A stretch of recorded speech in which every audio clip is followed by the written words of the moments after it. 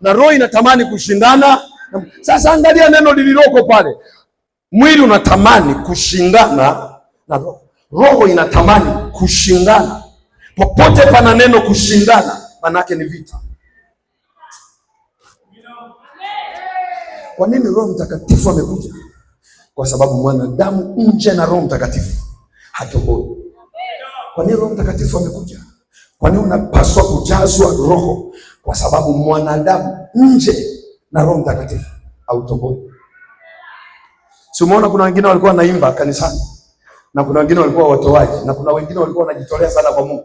Wafuatilie sasa hivi, huduma zilishakufa.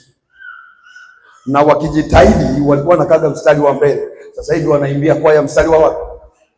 Alafu wanaandiko lao linalosema tafuteni kwa bidii kuwa na amani na watu wote na huo utakatifu ambao hakuna atakayemuona Mungu asipokuwa. Kwa wanachokifanya anasema sio lazima ni soro, maana wananipiga vita sana. Kwa sio lazima kwenda mbinguni, sio lazima kusoro. Mimi nawaambiaga watu wakikupiga vita leo, kesho omba kwa mwalimu kusoro tena. Wakikupiga vita leo, mwambie mwalimu kesho naomba nikae mstari wa mbele. Sinaona waliokamatwa na mwili, anawasema mimi anasema hivi, wanaoongozwa na Roho Mtakatifu ni kama jeuri ila sio jeuri, ni kama vipuli ila sio vipuli. Wamjuao Mungu wao ni majasiri, ni majasiri. Tikiza jirani yako, mwambie potea wale wako majasiri na roho ya ujasiri. Mwambie punguza kususa susa.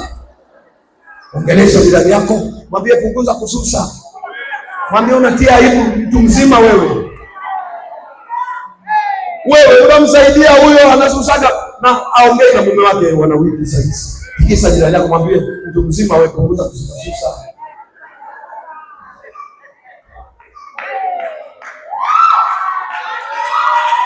Wewe uliyepiga makofi umegundua siri kuu wewe. Ongeza makofi mazuri kwa maana hiyo. Mzee wa kanisa, huyo mama kikuzingua kuna kususa. Unamwambia ukinena hapa kukina na hapa asusi. Haleluya. Wapigaji mkisema